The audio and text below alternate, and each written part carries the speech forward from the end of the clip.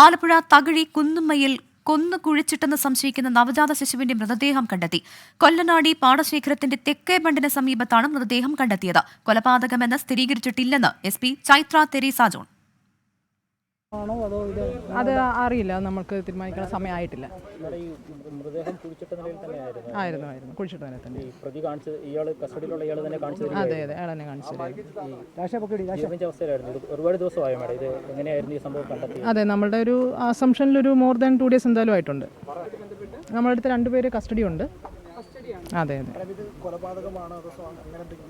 കൊലപാതകമാണോ അല്ലേ എന്നുള്ളത് നമുക്കത് പരിശോധിച്ച് കുറച്ചുകൂടെ കഴിഞ്ഞിട്ടേ പറയാൻ കഴിയുള്ളൂ. ഇപ്പം കുറച്ചും കൂടെ കഴിഞ്ഞിട്ടേ പറയാൻ കഴിയുള്ളൂ. ഇപ്പം ആധികാരികമായിട്ട് പറയാൻ കഴിയുന്ന ഒരു സിറ്റുവേഷൻ. 2 പേരാണ്.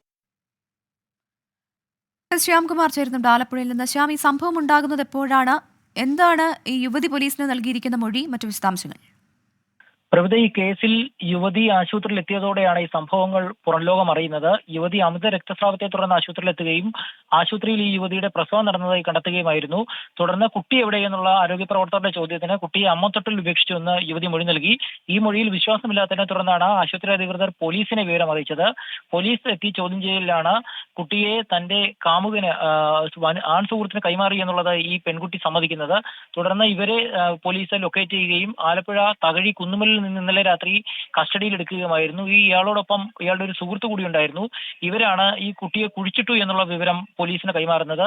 ഇന്ന് രാവിലെ പൂച്ചാക്കൽ പോലീസ് ഈ പ്രസവം നടന്ന സ്ഥലത്ത് പ്രതികളെ എത്തിച്ച് തെളിവെടുപ്പ് നടത്തിയ ശേഷമാണ് ഇവിടെ ഉച്ചയോടുകൂടി പ്രതികളെ എത്തിക്കുന്നത്.